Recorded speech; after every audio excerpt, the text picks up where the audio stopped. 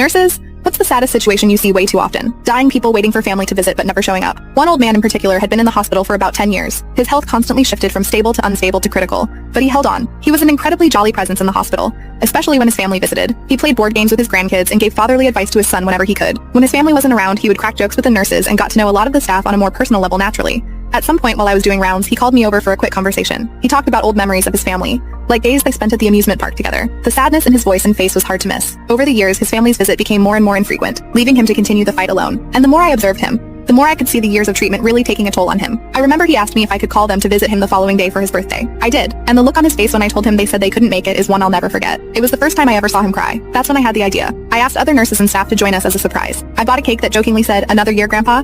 as a gesture to the jokes he loved to tell, and the other staff showed up with small cards and played games. The celebration was loud and full of laughter. The old man teared up every time a staff member made a speech and handed a gift or gave a warm hug. Yes, his family wasn't around, so we treated him like one of